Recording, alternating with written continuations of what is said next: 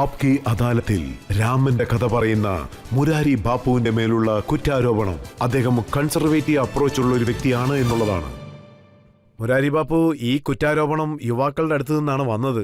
താങ്കൾ യുവാക്കളോട് വാട്സപ്പ് ഉപയോഗിക്കാൻ പാടില്ലെന്ന് പറയുന്നു, ഫേസ്ബുക്ക് കൂടുതൽ ഉപയോഗിക്കാൻ പാടില്ലെന്ന് പറയുന്നു.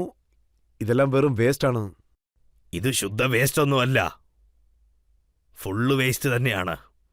രണ്ടാമത് ഞാൻ വാട്സപ്പിൽ സംസാരിക്കണ്ടെന്ന് പറഞ്ഞില്ല, ഇതൊന്നും ചെയ്യണ്ടെന്നും പറഞ്ഞിട്ടില്ല. ഇന്നത്തെ ടെക്നോളജീസൊക്കെ നല്ല രീതിക്ക് ഉപയോഗിക്കുന്നത് കൊണ്ട് ഞാൻ തടയത്തില്ല. ഞാൻ തടയാനായിട്ടുള്ള ഒരാളുമല്ല, ഞാൻ അങ്ങനെ പറയുന്ന ഒരാളും അല്ല. ശരിക്കും ഞാൻ എന്താ പറയുന്നതെന്ന് വെച്ചാൽ 24 മണിക്കൂറോ അതിൽ ചെലവാക്കല്ലേന്നാ. 1 മണിക്കൂറോ അരമണിക്കൂറോ അതിനുവേണ്ടി റിസർവ് ചെയ്യൂ. രാത്രി കുറച്ച് സമയം കിട്ടുമ്പോൾ അത് യൂസ് ചെയ്യുന്നതാണ് ഞാൻ പറയുന്നത്. പക്ഷേ അത് തന്നെ ശരണം എന്ന് പറഞ്ഞിരിക്കില്ലെന്നാണ് ഞാൻ പറഞ്ഞു വരുന്നത്. അങ്ങനെ ഇരുന്നാൽ നിങ്ങളുടെ തലച്ചോറ് എന്തിനു സത്സംഗല്ലേ? അത് സത്സംഗ. ജനങ്ങൾ എങ്ങനെ കരുതുന്നു? അവർ എപ്പോഴും ഇത് സത്സംഗയാണ്. ആരെങ്കിലും ഒന്ന് പറഞ്ഞു തരൂ. അവരെ കൊണ്ട് പറ്റുന്നില്ല. പക്ഷേ കൂടുതലും ജനങ്ങൾ കരുതുന്നത് അവരുടെ ജീവിതം അതിനെ ആശ്രയിച്ചാണ് ഉള്ളതെന്നാണ്. ഇത് സത്സംഗയായിട്ടും മാറാം. ഏതെങ്കിലും ഒരു നല്ല പാട്ട് കേൾക്കുമ്പോൾ ഇത് സത്സംഗായിട്ടും മാറാനുള്ള സാധ്യതയുണ്ട്. ഒരുപക്ഷെ കൃഷ്ണമൂർത്തിയുടെ പാട്ട് കേൾക്കുമ്പോൾ സത്സംഗായിട്ടും മാറാം. അല്ലെങ്കിൽ ഒരുപക്ഷെ ഓഷോയുടെ സംസാരം കേൾക്കുമ്പോൾ സത്സംഗായിട്ടും മാറാം. ഒരുപക്ഷെ മുറാരി ബാപ്പുവിന്റെ സംസാരം കേട്ടാലോ ഈ സത്സംഗ തീർച്ചയായിട്ടും മാറാം. ഏതെങ്കിലും ഒരു നല്ല സംസാരം, ഏതെങ്കിലും ഒരു നല്ല സ്പീച്ച് കേട്ടാൽ ഇത് സത്സംഗായിട്ട് മാറും. ഏതെങ്കിലും ഒരു സിനിമ വരുന്ന നല്ല ഡയലോഗ് കേട്ടാൽ ഇത് സത്സംഗായിട്ടും മാറും. ഒരുപക്ഷെ ഇത് ഇന്ത്യയുടെ കൾച്ചറെ തന്നെ നാണം കെടുത്താണ്ടിരുന്നാൽ ഇത് സത്സംഗായിട്ടും മാറാം. ഇതിലെന്താ ഉള്ളേ? അപ്പൊ പ്രോബ്ലം എവിടെയാണ്? പ്രശ്നം എവിടെയാണുള്ളത്? പ്രശ്നം ഇത് തന്നെയാണ്. അതായത് 24 മണിക്കൂറിൽ ഞാൻ 24 മണിക്കൂർ എന്റെ കഥ കേൾക്കാനല്ല പറയുന്നേ. കഥ കഴിഞ്ഞു പോകും. അത് കേൾക്കാനായിട്ട് ആരും വരില്ല. അത് പറയാനായിട്ട് ഒരു കറക്റ്റ് സമയം വേണ്ടേ? സത്സംഗിന് 1 മണിക്കൂറോ ഇല്ലെങ്കിൽ അരമണിക്കൂറോ വേണ്ടി വരുമെന്ന് പറയും. അരമണിക്കൂർ. എല്ലാത്തിനും നമ്മൾ എങ്ങനെയാണോ സമയം ഒതുക്കുന്നത്, ഇതിനും അതുപോലെയാണ്. 24 മണിക്കൂറില്ല. ചെറിയ ചെറിയ പിള്ളേർക്കൊക്കെ അവരുടെ അച്ഛനും അമ്മയും പറയുന്നത് കേൾക്കാൻ പറ്റാണ്ട് അവർ പെട്ടെന്ന് ഇതെടുത്തു കൊടുക്കുന്നു. കാരണം അതിനുശേഷം അവരുടെ തലച്ചോറിൽ ഈ വേസ്റ്റൊക്കെ പോയി ചേർന്നതിന് ശേഷം പിള്ളേർ ഞങ്ങൾ പറയുന്നത് കേൾക്കില്ലെന്ന് പറയുന്നു. പിന്നെ അവരല്ലേ ഇതൊക്കെ ചെയ്തത്? ഞാൻ കരുതുന്നത് ഈ വിഷയത്തിനെക്കുറിച്ച് ധാരാളം പേർ കംപ്ലൈന്റ് ചെയ്ത് കാണും. അതെ, അങ്ങനെ പറയുള്ളൂ. പക്ഷെ താങ്കളും ജനങ്ങളോട് ഇങ്ങനെയായിരിക്കും പറയുക: ആദ്യം പ്രേമിക്കുക, പിന്നെ കല്യാണം കഴിക്കുക, പിന്നെ എന്റെ കഥ കേൾക്കാൻ വന്നു. തീർച്ചയായിട്ടും, തീർച്ചയായിട്ടും. സ്നേഹിക്കാണ്ട് ഒരിക്കലും ഭക്തി വരില്ല. പ്രേമിക്കാണ്ട് സാധിക്കാനോ അല്ലാണ്ട് ഇത് പറയാൻ ഞാനാരുമില്ല. ഭഗവാൻ ജഗദ്ഗുരു രാമാനുജന്റെ അടുത്ത് ഒരു അദ്ദേഹം പോയിരുന്നു. ഞാൻ സാധിച്ച് മുന്നേറണമെന്ന് പറഞ്ഞപ്പോൾ അദ്ദേഹം ആചാര്യരുടെ അടുത്ത് ചോദിച്ചിരുന്നു, നീ ആരേലും പ്രേമിച്ചിട്ടുണ്ടോന്ന്. അപ്പോൾ അദ്ദേഹം ഇല്ലെന്ന് പറഞ്ഞു. അപ്പോൾ നീ എൻ്റെ അടുത്ത് വരല്ലേന്ന് പറഞ്ഞു. എൻ്റെ അടുത്ത് എനിക്ക് സ്ഥാനമില്ല. പ്രേമം എന്ന് വെച്ചാൽ വലിയൊരു കാര്യമാണ് ഈ ലോകത്തില്. പക്ഷെ ഇപ്പൊ കല്യാണം എന്നുള്ളത് അത്ര കമ്പൽസറി ഉള്ള കാര്യമല്ലല്ലോ. കോർട്ട് തന്നെ ലിവിങ് ടുഗദർ അംഗീകരിക്കുകയല്ലേ?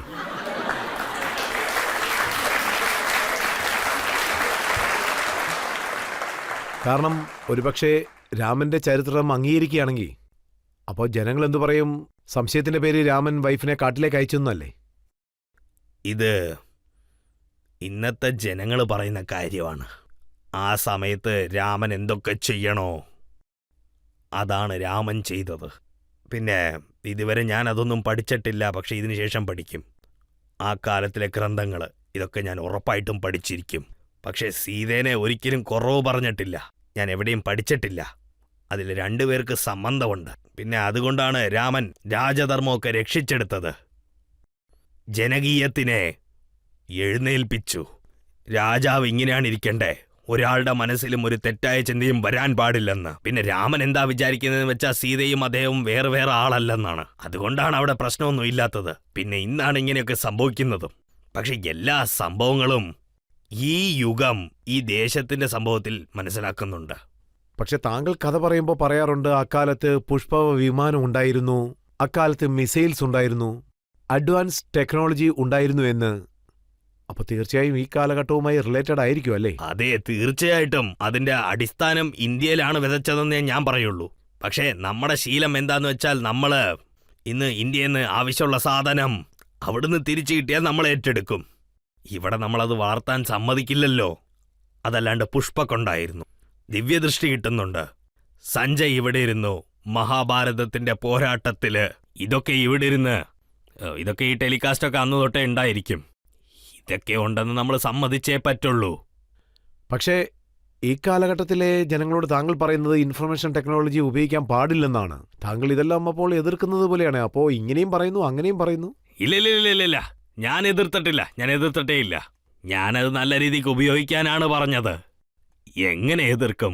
ഞാൻ ഇന്നത്തെ ടെക്നോളജി എതിർത്തിരുന്നാൽ ഒരുപക്ഷെ 25,000 50,000 പേര് ഞാൻ പറയുന്നത് കേൾക്കുവാണെങ്കിൽ അതിന് ഞാൻ മൈക്രോഫോണോ അല്ലെങ്കിൽ ലൗഡ് സ്പീക്കറോ ഉപയോഗിച്ചില്ലെങ്കിൽ എങ്ങനെ ഞാൻ പറയുന്നത് അവർ കേൾക്കും? കഥ ലൈവ് ടെലികാസ്റ്റ് ആയില്ലെങ്കിൽ എങ്ങനെ ഞാൻ പറയുന്നത് അവർക്ക് പോയി ചേരും? വിജ്ഞാനം നല്ല രീതിക്ക് ഉപയോഗിക്കണം. ഇതാണ് എൻ്റെ ആഗ്രഹം. ഈയിടയ്ക്ക് നാസയിലുള്ള സയന്റിസ്റ്റുകൾ പറഞ്ഞിരുന്നു അവർ ശൂന്യാകാശത്ത് ഓം എന്നുള്ള സൗണ്ട് റെക്കോർഡ് ചെയ്തെന്ന്. അതെ, തീർച്ചയായിട്ടും ഞാൻ ഈ കാര്യം കേട്ടിരുന്നു. എനിക്ക് വളരെ സന്തോഷമായിരുന്നു. അവിടെ വലിയൊരു ബിഗ് ബാങ് തന്നെ സംഭവിച്ചിരുന്നു. ആ നാദം ഞാൻ കേട്ടിരുന്നു. അത് ഓം തന്നെയാണ്. ഇത് വലിയൊരു കാര്യമാണ്. ശരിക്കും ഇത് വലിയൊരു കാര്യമാണ്. വളരെ വലിയ കാര്യമാണ്. അപ്പോൾ ഇന്നത്തെ കാലഘട്ടത്തിൽ ഈ രാമന്റെ ചരിത്രവും ഇന്നത്തെ യുവാക്കളും തമ്മിൽ എന്താണ് ബന്ധമുള്ളത്?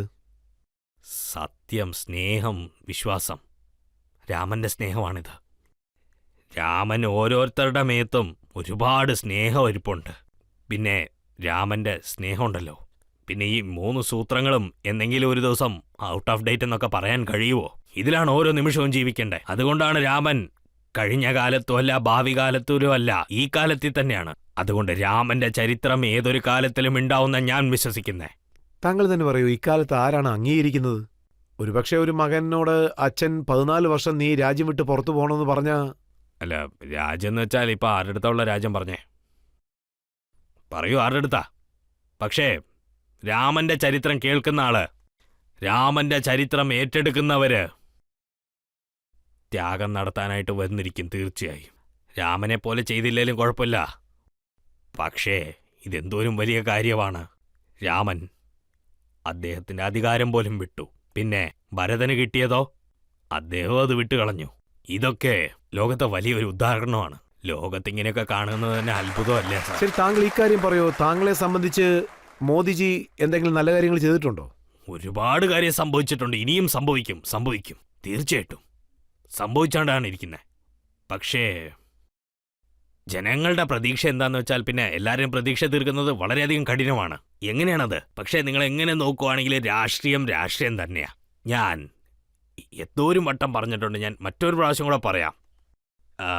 രാഷ്ട്രീയത്തിലുള്ള ജനങ്ങള് സാംധാന ദണ്ഡഭേദം എല്ലാം ചെയ്തോണ്ടേയിരിക്കുള്ളൂ. അതൊക്കെയാണ് അവരുടെ ശീലം. പക്ഷേ നമ്മുടെ പ്രധാനമന്ത്രിയുടെ നാടിന്റെ മേത്തുള്ള സ്നേഹത്തിന്റെ കാര്യത്തിൽ ആരെക്കൊണ്ടും വിരൽ ചൂണ്ടിക്കാണിക്കാൻ പറ്റില്ല.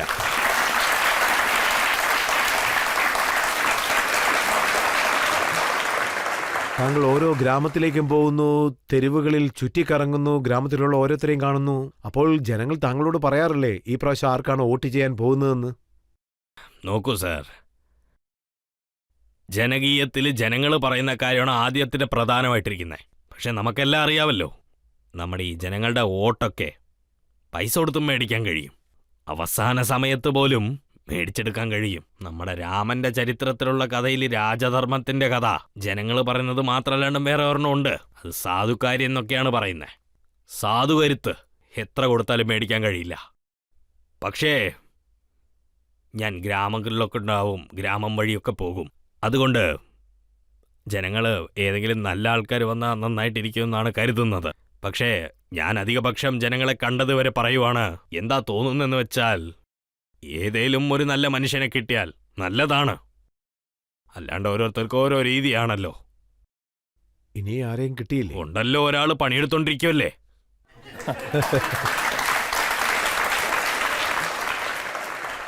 താങ്കൾ പറഞ്ഞിട്ടുണ്ട് മനസ്സ് ഒരു കണ്ണാടി പോലെയാണെന്ന്. പടത്തിന്റെ പാട്ട് വെച്ച് തന്നെ അവരുടെ മനസ്സ് വായിക്കാം. തോരാ മൻ ദർപ്പൺ कहलाए भले बुरे सारे कर्मों को देखें और दिखाए